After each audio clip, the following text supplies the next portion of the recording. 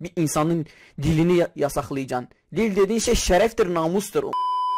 Merhaba arkadaşlar, kanalıma hoş geldiniz. Ben Mahmut. Bu yepyeni videolar karşınızdayım arkadaşlar.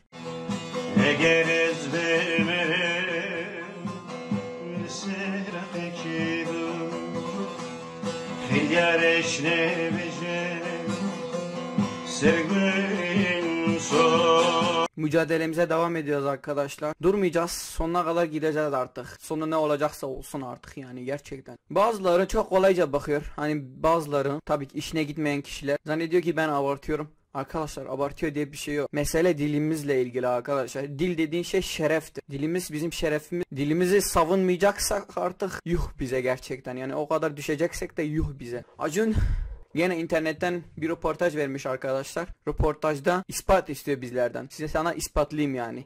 İspat istiyorsan ispatla da gelebilirim sana yani. Bununla ilgili elinizde ne var deseniz kimsenin bir şey söyleyebileceğini düşünmüyorum. İnşallah bu videomda telef yemem. Ama yersem de sizin canınız sağ olsun. Yani artık gerçekten yeter. Kanalım kapanacaksa da kapansın. Acun denilen kişi 28-10-2011 Cüneyt Bey'in programına katıldı arkadaşlar. Ve söylediği şey bu. Kürtçe söyleyen biri O Ses Türkiye programına gelse nasıl tepki verir? Neden Kürtçe söyleyen kimse katılmıyor bu yarışmalara? Milliyetçi tepkilerden mi korkuluyor? Bizimkinin yani bizim programımızın çok eğlence odaklı ve birçok şeyden uzakta kalması gereken bir program olduğunu düşünüyorum ben. Yani böyle tartışmalı şeylere işin içinde bir tartışmalar olsun da insanlar bununla ilgili ya şöyle olsun böyle olsun olayına çok sıcak bakmıyorum. O yüzden hani daha net tartışmasız yarışmacılar tercih ediyoruz. İstanbul'da birçok program yapıyor. Kürtçe normal bir şekilde şarkı söyleyen kişi sana nasıl bir rahatsızlık verecek ya sıkıntı verecek anlamadım yani nasıl bir sıkıntı olacak. Kürt yarışmacıları Kürtçe şarkı söyleyen yarışmacıları sıkıntılı olarak görüyor. Yani bence de bundan artık büyük bir ispat da olamaz yani. Bundan daha büyük bir ispat mı istiyorsun? Kendi ağzıyla söylüyor. Diyor ki başka bir röportajında işte Kürtçe şarkı söyleyen bir yarışmacıya izin verdim. O yarışmacının verdiği röportajı dinleyin lütfen. Sanatımı en iyi kendi ana dilimde ifade edebiliyordum. Maalesef O Ses yarışmasında böyle bir imkan yoktu.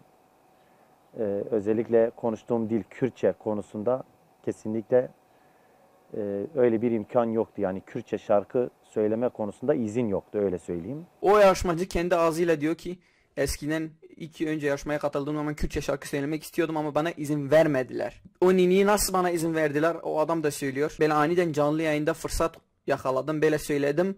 Mecbur kaldılar, izin verdiler. Bir laf vardır ya, göt artık orada da izin vermezler. O halk duysun, izin vermiyorlar da.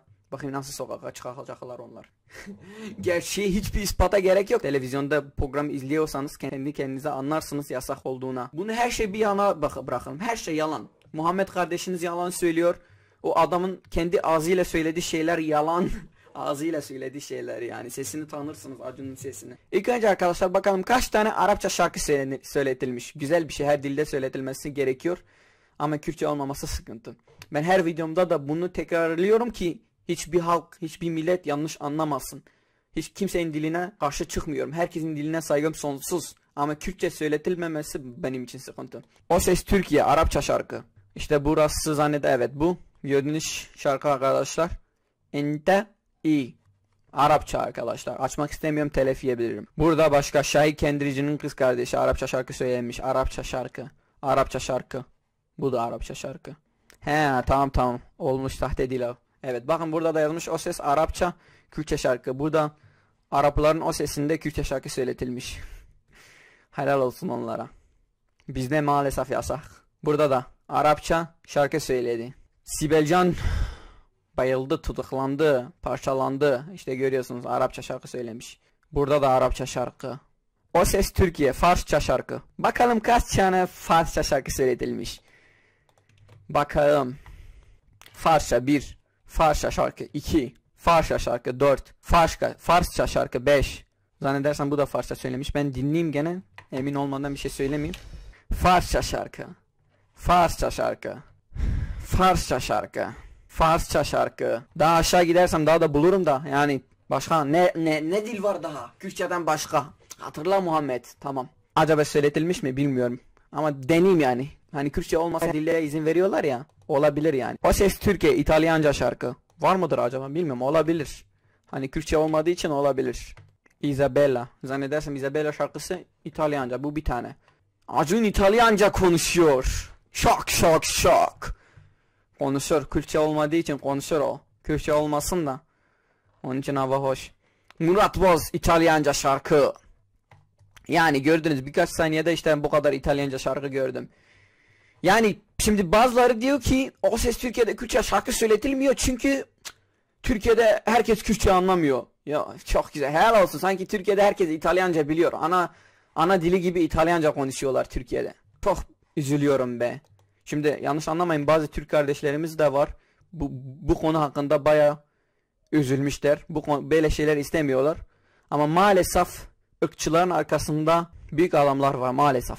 Birkaç kişinin sorusuna cevap vermek istiyorum. Bazıları demiş ki Acun'un kanalı istediği şey yapabilir. O gün videomda babam da Kürtçe söylemişti bu laflar ama ben şimdi Türkçe iade edeyim size arkadaşlar. Size söyleyeyim, bazılarınız Kürtçe bilmiyordur. Senin büyük bir teknen var. Tekne sana ait. Sen kendi paranla almışsın arkadaşlar.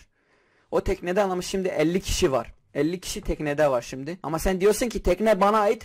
Ben tekneyi bozmak istiyorum. Bir delik açmak istiyorum. Tekneyi batırmak istiyorum. Öyle bir şey var mı ya? O teknede 50 kişi var.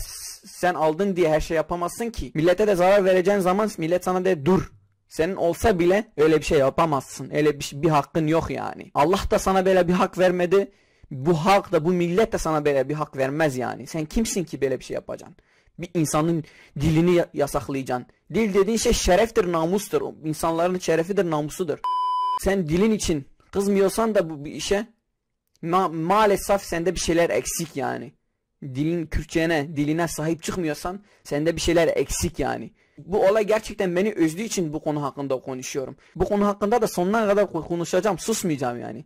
Susacağım diye bir şey yok. Sona kadar gideceğim. O Ses Türkiye dediğim program arkadaşlar. Bir dakika. Burada yazdım. 9 sezonluk vardır.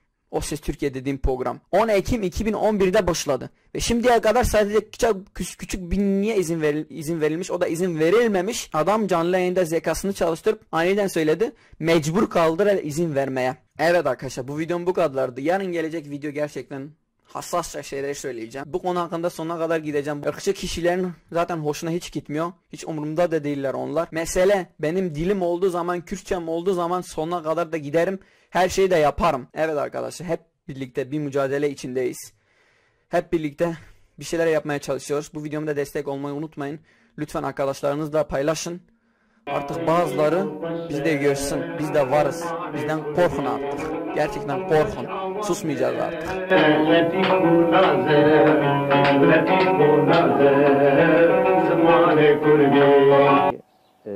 Ana dilinde söyleseydin. Tabi insanlar orada Kürtçenin yasak olduğunu bilmiyor ya. Hep bana şu sorular geliyor. Niye Kürtçe şarkılar söylemedin? Senin sesin daha yatkın. Haklılar.